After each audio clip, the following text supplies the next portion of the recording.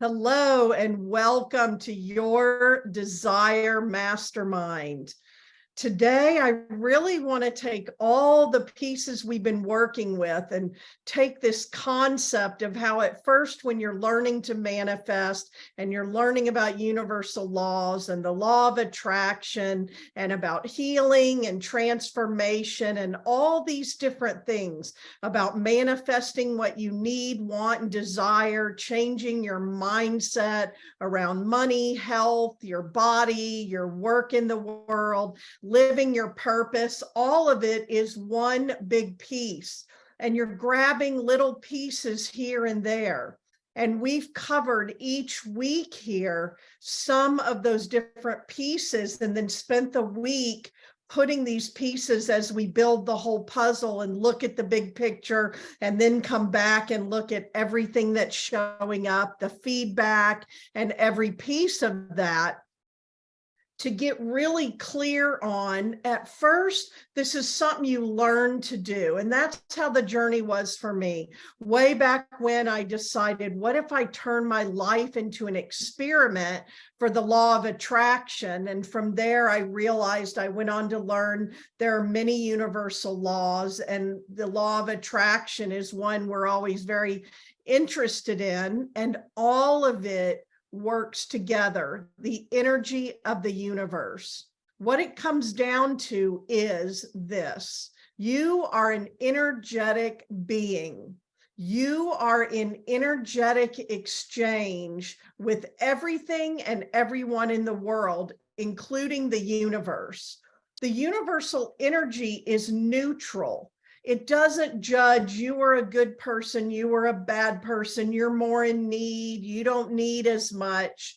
It responds to your feelings, which turn into emotions, and emotions become energy in motion. And those start with your thoughts, your feelings, your emotions, and then your actions. You all have been learning about catching when you're reacting from a triggered place versus when you are responding as the creator of your own life. At first, you're taking the different pieces and you're applying them and you're learning along the way. And at some point, it becomes more and more a way of living and a way of being. And you've been learning this as well, because the biggest trip up I would see people, what would happen to them, especially my business started 15 years ago as a local healing center. We gathered in community and we knew each other and we watched each other grow and we knew each other's families and we knew each other's businesses as we were all on this journey together. And I got to really watch it in action. And there would be people who would come to a manifesting circle or get on the table and have energy healing work done. And they would be on this high, or they'd go to a spiritual retreat. And then they go back into their toxic environments, their toxic relationships, their patterning, their programming, their conditioning. And then they wondered why it didn't stick, because this is about you changing. Who you are is a very big part, physiologically, mentally, emotionally, and spiritually, at every level, a very big part of creating your reality. And it's you who is creating your reality. So to get a different reality, you actually have to become a different you at that core, at that basic level, which means you also have to change some of the routines and behaviors you're in.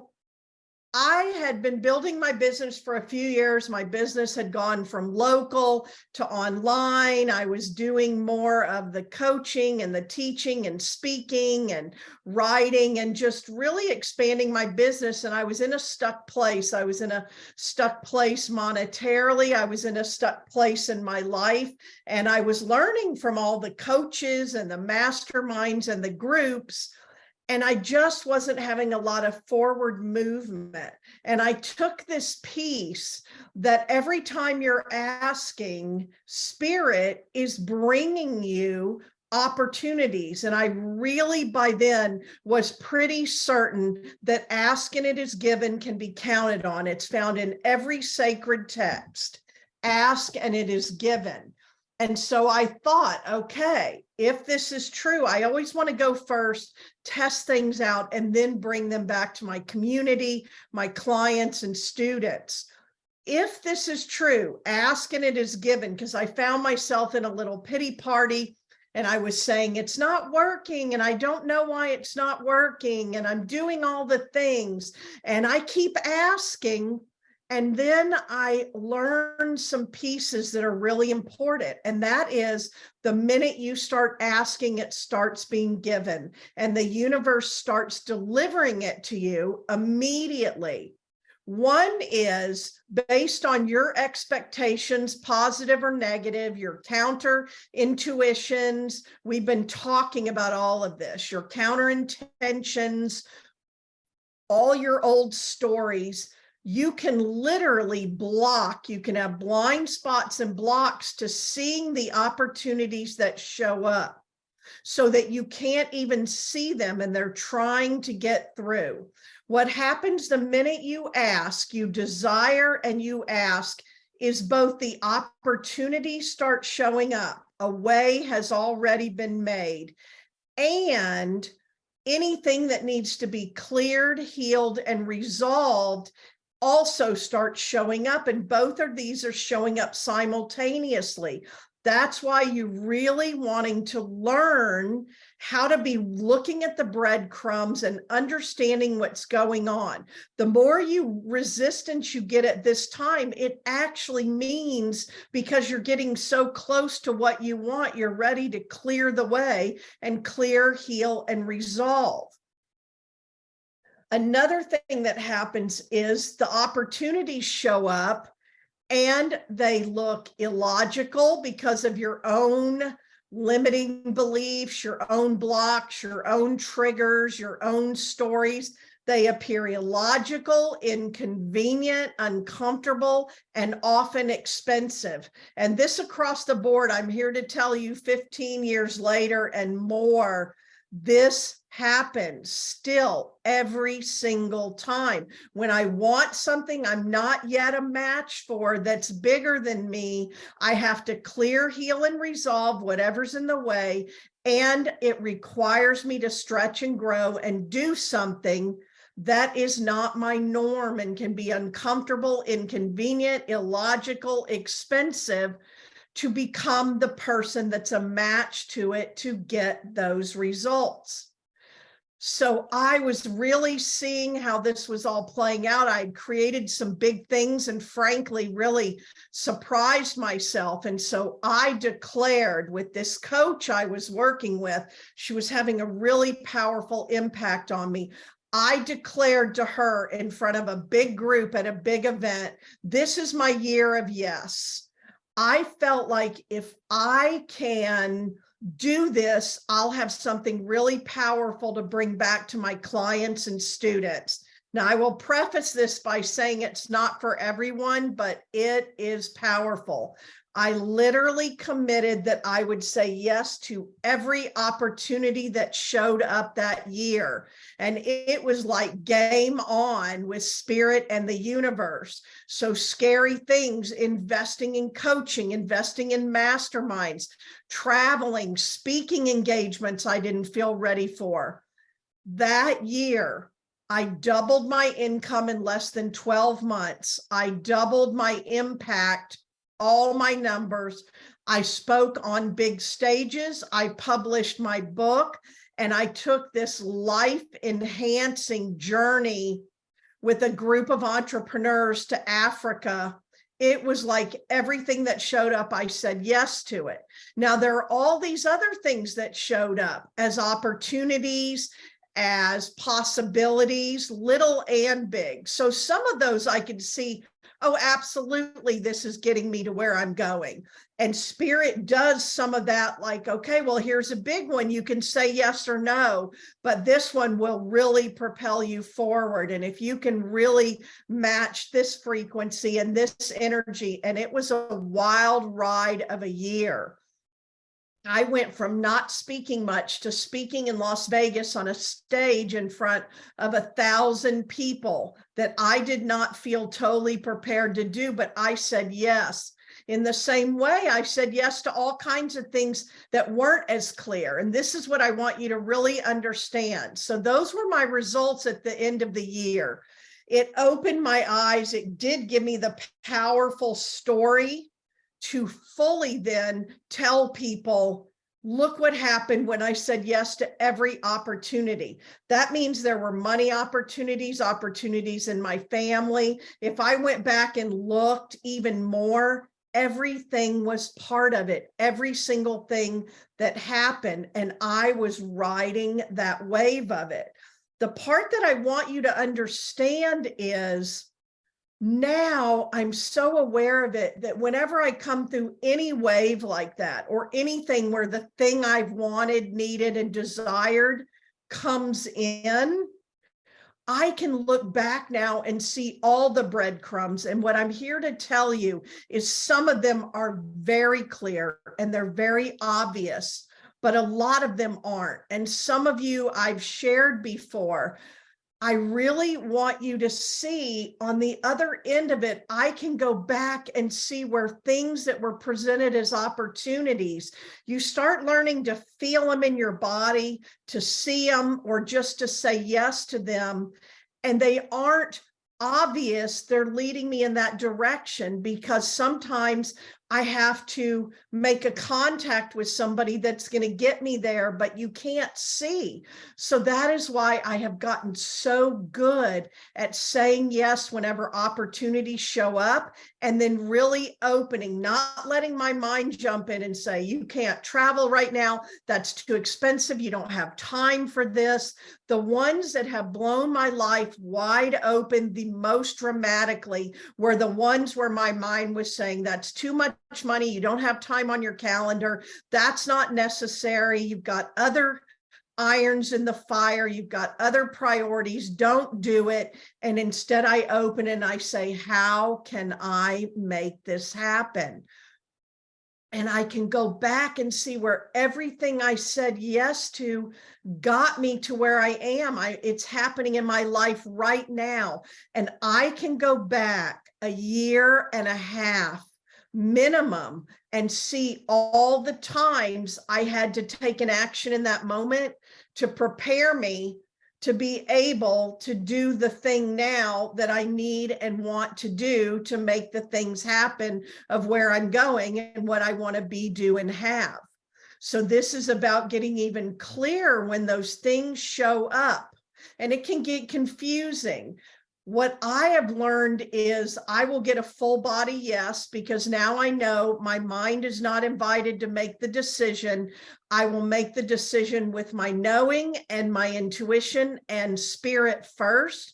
Then I will let my mind help me with the logistics, because my mind often wants to talk me out of it. I have learned then to feel that full body yes. Now here's the other piece of that. Fear and excitement. And you will see all these people who have quotes around that say something to the effect of, if you feel both scared and excited, that's the thing you must do. If you feel really excited and like you're going to throw up at the same time, that's exactly the thing to pursue right now. Or if you don't feel scared, they're not big enough, your goals, your dreams, your desires. Fear and excitement. There is real fear that's been programmed into us to survive. There's a tiger in the bushes. We need to kill it or run away. It's fight or flight. We were born with only two true fears: fear of falling and fear of loud noises. That's what babies are afraid of. All other fears are programmed and conditioned into us. Now, some of them are good. Our parents have to teach us, don't step out into the street. Don't step out in front of a car. Be careful on your bicycle. Don't go in the swimming pool. But they also teach us about fears that we then adopt, where if we stop to think, we'd say, why are we afraid of that? Because they're not true. There's a difference in truth. Truth means it has to be true all the time for everyone. Others are things we have picked up along the way, but they become true and truth for us, even to the point we will be loyal to these family systems and these generational truths. And it's really unpacking that, because these things that have enhanced my life the most and brought me the most reward have also been scary and exciting, and sometimes very scary. A few of them, I actually was using the word terrified, but I knew I was not in danger. My life wasn't in danger. I was bumping up against my edge, and the greatness was on the other side of it.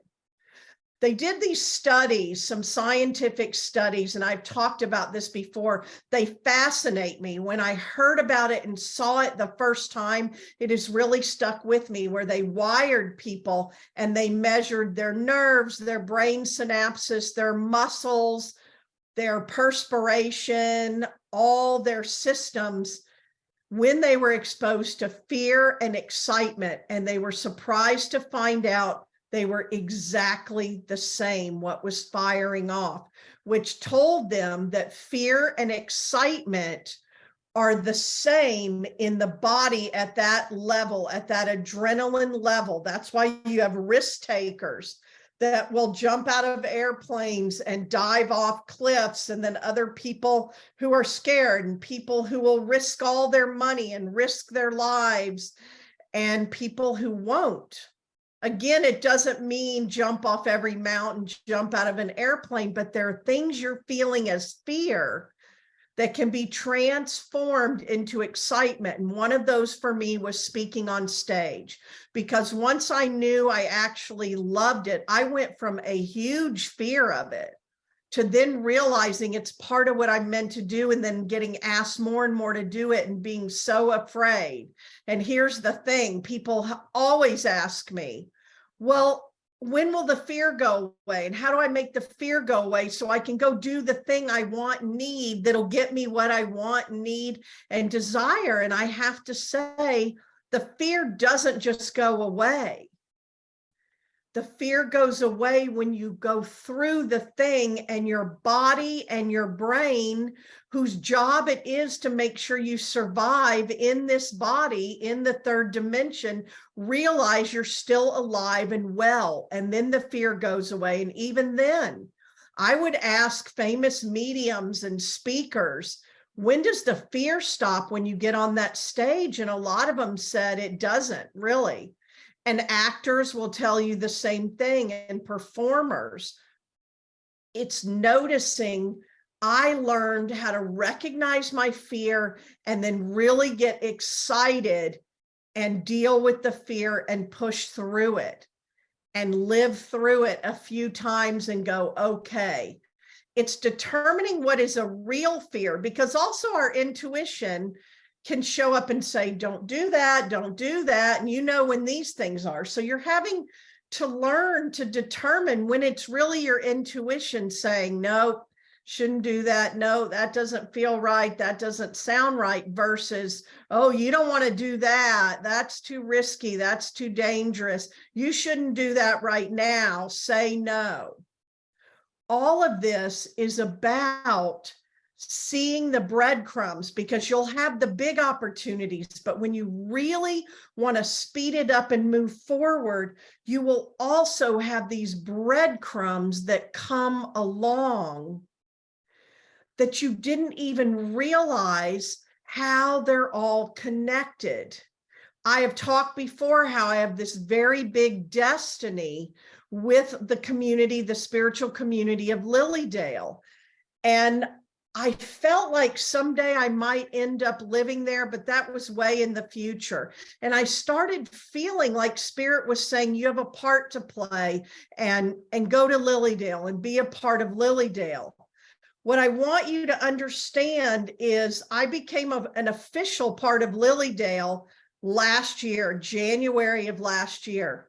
2017, the first people were brought into my world who were spiritualists. I was already studying psychic and mediumship and healing and intuition, but Lilydale is specifically a spiritualist community. So I had no way of knowing that's why it was coming in. And it was coming in for a variety of reasons. And this was one of those breadcrumbs where a friend said, oh, please come out to Los Angeles to this workshop.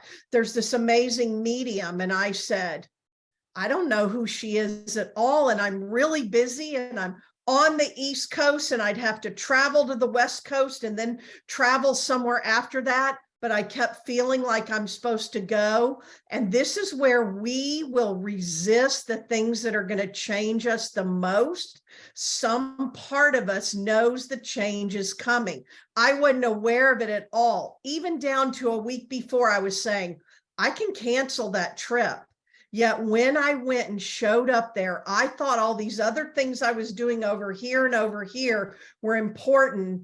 It hit me up alongside the head and in my heart and my solar plexus.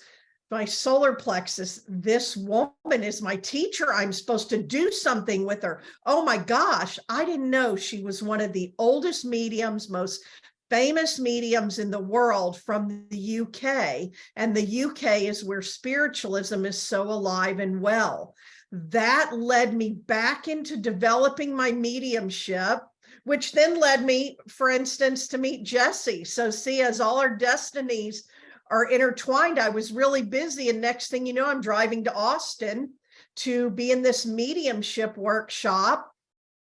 Wasn't sure why, and I spent 4 years developing it. I went to Arthur Findlay, which is a spiritualist college. It's the psychic medium college in the UK.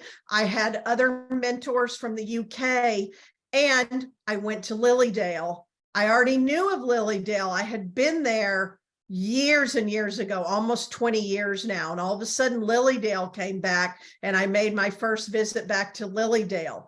So you see, it wouldn't even totally make sense that in 2017 propelled it forward. So that brought my awareness back to Lilydale. I ended up in Lilydale. And here's another piece. I ended up in Lilydale first because my sister said, I want to visit Lilydale. Will you go with me? And so here I am flying all the way from Texas to New York for 4 days. Spirit knew what Spirit was doing. I got there and my sister stood me up and she couldn't come. And I was alone in Lilydale for 4 days. And these amazing magic things happened, including the woman who had invited me to that workshop showed up in Lilydale and we ran into each other in the cafeteria, and she continued to have an impact on me in my life. So then we fast forward. So Spirit setting the stage, Lilydale, I started teaching there. Lilydale became important to me, but I could teach there without living there or belonging. Then it started being very clear that something else was happening. But yet again, you don't even know all the breadcrumbs. I'm trying to cover like big dramatic ones. So again, I'm really busy in the middle of it all. I am called to go in person to Lilydale to a trance workshop in May 2 years ago with Lisa Williams. I had not taken anything with Lisa Williams. She was on my radar. All of a sudden, Lisa Williams came in my world and I was called to do things with her. And I started studying with her. Then I was called to go and do this in person in Lilydale. That was because when you move in Lilydale and you join the Lilydale Assembly, 2 people who live there have to sign for you. And Lisa became one of the people instrumental in helping me. So all these breadcrumbs along the way, those are just some of them, where it looked like the Los Angeles workshop and the person who invited me, then my UK mediums going off, being invited to Arthur Findlay, then showing up in Lilydale, then teaching at Lilydale, then going to a Lisa Williams workshop, but I ended up being a member of Lilydale, owning a home there and moving there very quickly because I had said yes to every breadcrumb and opportunity.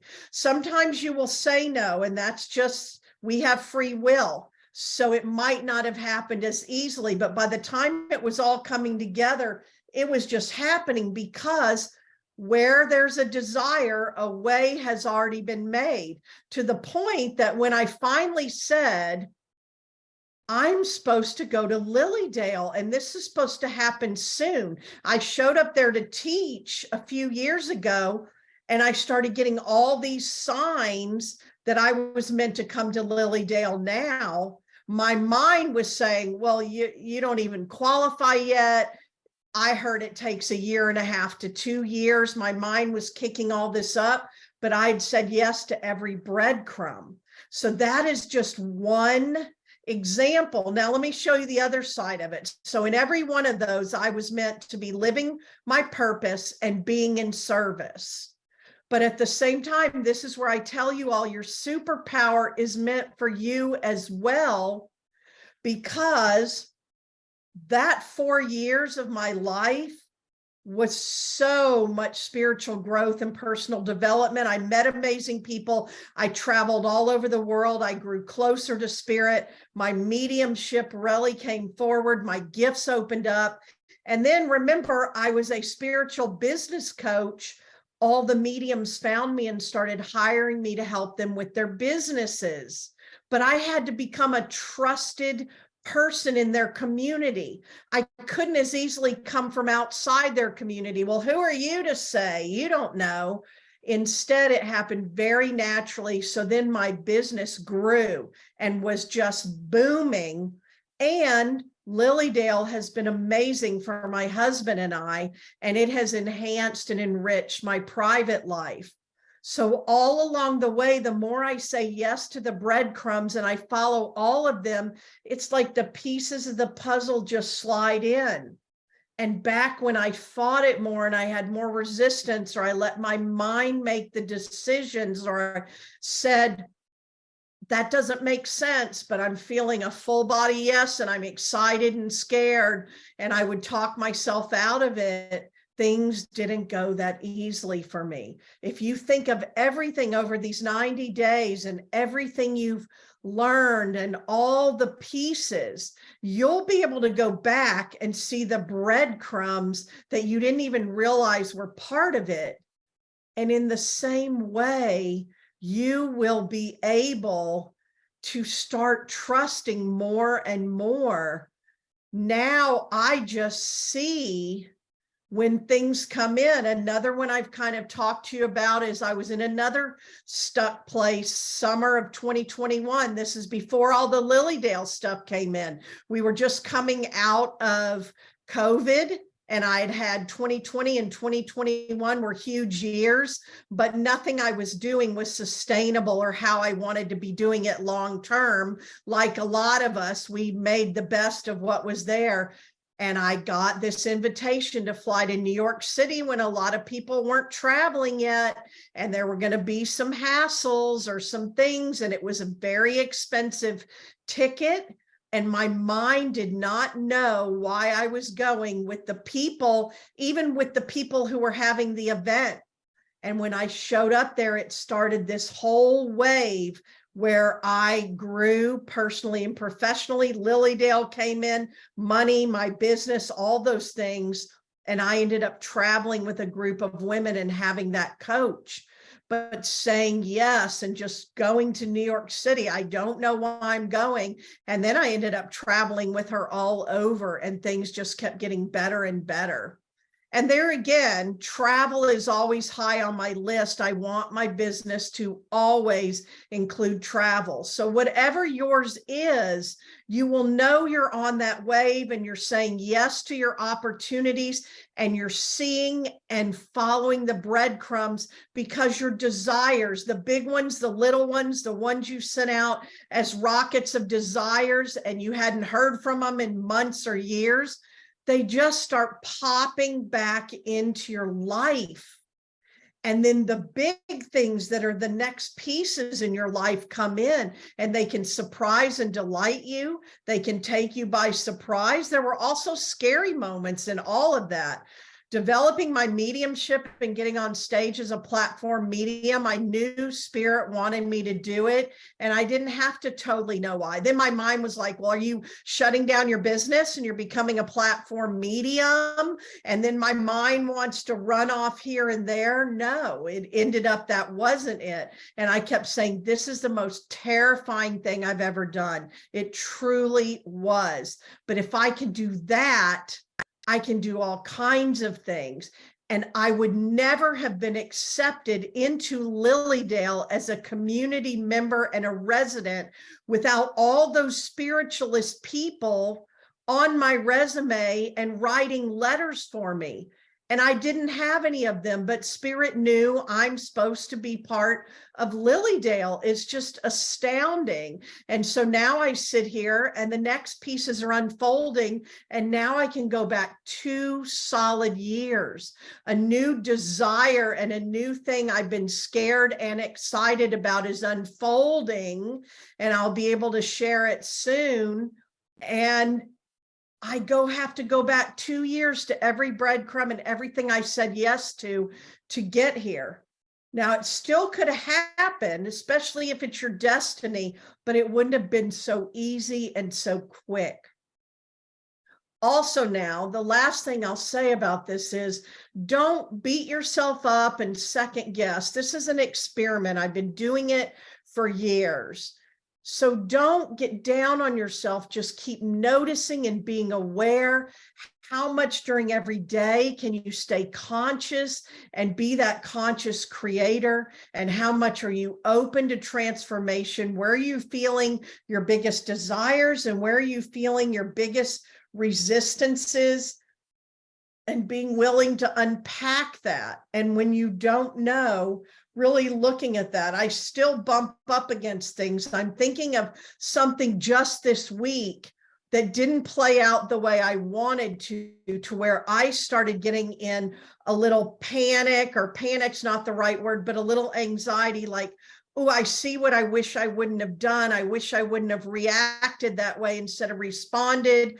And now I don't know if it's going to happen the way I want. So what I did was right away, I started going into Ho'oponopono because I already did whatever I did. Now I just want to learn from it and clean it up. And my mind for a few days kept coming back. Oh, why'd you do that? Why'd you do it that way? Why didn't you do this? What if you ruined your chances or whatever? And think of how many times, and it's been modeled to us by other people to go down those rabbit holes and go in that ditch. So right away, I recognize, what can I do moving forward? I can't undo this. But then for me, I do Ho'oponopono because it's, I love you. I'm sorry. Please forgive me. Thank you. And I unravel it and I clear the way. And I say, some part of me chose that in that moment and I'll learn from it. And then I always say, Spirit, clean it up. I call for divine angelic intervention and everything. And I just keep moving forward and I go back to my desires. So we can all, sometimes you can really get twisted into something and be like, oh my gosh, what did I just do here? What is going on here? So it's a journey. And it's a lifetime journey. It can get better and better. And remember, from the very beginning, I talked to you all about when you recognize you're in the field and you're on that wave and things are going great and you can hold it up here for a period of time. And then you come out of it. Abraham says coming out of the vortex or riding the wave in the field. Dr. Joe Dispenza and others talk about, you're going to come in and out. But if I would have kept going with that, why did I do that? What did I do? Look what I created. Now it's going to be harder. What if I ruined it? A little fear, I know better now, but a little fear was like, what if you ruin the whole thing? What if the other people now react like this? And then you're lowering your vibration and draining your energy when I need more energy to create. And there's more than one way. for these things to come together. I've got to stay in it. So I can look at it, I can even feel sad, but I don't want to start creating fear. When you're in fear in any moment, remember, you're either going into the past or you're in the future what ifing. In the moment, is this a real fear? Is there something I'm meant to do right now that's responding, not reacting? If not, I need to stop it and keep moving forward. These are all the things you can do. And in the same way, I invite you over the next week or so to really reflect in whatever way works best for you over the whole journey. Go back to when we began, the very beginning of January, and really look at all the things that have transpired over just 90 days. And you can, if it helps, you can make a timeline, or you can journal it out, or you can just think about it and reflect on it. And then you can say, as I complete this 90-day journey, we just had the beginning of April. You can wait until the new moon. You can pick a date that's significant, and you can start your next 90-day journey and start a new thing that you want to focus on and do the whole thing again. And you learn as you go, and you learn as you grow, and you get better and better as you go. And so some of you, as we shared a minute ago, have evidence right there of what you've manifested and how it showed up. And then I love, oh, and we'll just throw in the mirror you desired today, because we heard you, and here it is, and here's your couch, and all those things, as well as, do you believe now any desire you desired and have been working on during these 90 days are still on their way to you? They're not here yet, but you don't shut the door. I got caught up in something that wasn't happening fast enough, and I was impatient, and I started watching the pot boil, like I was talking about last week, and then trying to get into the heads of every other person involved. And I finally, and this is spirit, how spirit's sense of humor with me wanted to be really clear. So I've been going through this for a week now. I was with someone last week, and we kept unpacking it, and I just kept, she's like, where's your ego getting in the way? And then it's like, well, I know this is supposed to happen. I desire it, I trust it, but why not? And this, that, and the other. But remember, your manifestations involve other people, and they all have free will and systems and all of those things. And so here's how funny spirit is with me. I found myself writing to her because I said, okay, well, I'll know by next Monday. I'm certain I'll know. I have to know. And then all week, okay, quit looking and don't be impatient. Go on with your life. Spirit knows what they're doing. And I even had to say, if this isn't meant to happen right now, then there's something better, or, you know, whatever this is I'm part of. And then I had just messaged her that minute. Welp, it didn't happen today because it's Monday night. Welp, it didn't happen today, so I don't know what's up with that. And I started spinning it, and then I typed right after, because I felt myself. I said, I need to stop watching this pot boil and surrender it. Spirit knows. Boom, there's a text message. Congratulations. It's yours. You got it. And I was laughing because spirit wanted me to actually go through the process of saying, oh, I just caught myself making a story and going into a lower energy. And once I surrendered it, it could come in, because there it was. So you're always also learning every time. I have to learn. There's some things I desire and I can just put them over here. But there's some things I desire, and this is the key. There's some things I desire that suddenly I can flip into fear if I don't get it, if it's not mine. Yet I tell you all, where there's a desire, a way has been made and it's mine, this or something better. So flipping into that fear is scarcity and lack, that now it's not yours and you can't have it and you might not create it and it might not happen. And we can't create out of the scarcity and lack. So I caught myself doing it because I could feel in my solar plexus and my heart, I want this so much.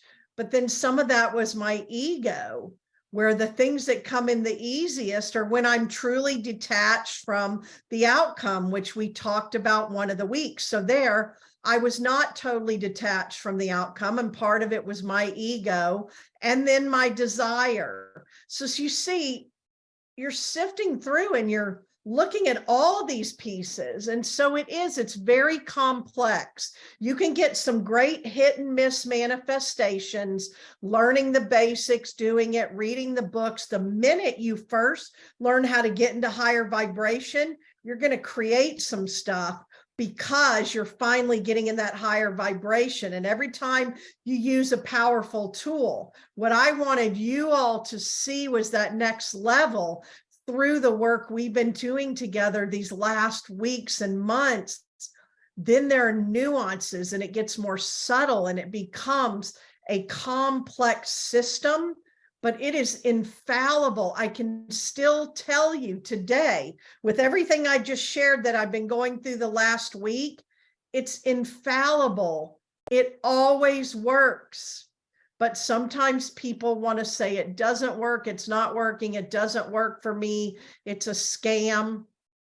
So my wish for you is just to keep having this high intention, to be serving in your highest expression and be in your highest and best in every minute. And when you know better, you do better. And you learn and you have your hits and then your misses and it gets better and better, then it becomes a way of living and being, which is going to involve some time period of some form of that year of yes. It's not for the faint of heart. You don't have to go all in the way I did, but you're still going to have some of those yes moments and saying yes, even and especially when you're not sure why you're saying it. So just continuing to celebrate the wins, and when the things come in, remember the law of repetition. Yes, I love this. Thank you for this. Give me more. I want more of this. And you can be very specific. I want more beautiful furniture. I love this couch. I love that it was free. I love this mirror. I love that it was free. I love my rug, my car, my house. I want more of this. Or I do it. I've told you all before. I love these clients, and I'll say them by name. I love my Ritas and Susan. Send me more Rita and Susan. And you can activate. I activate the law of repetition to bring me more.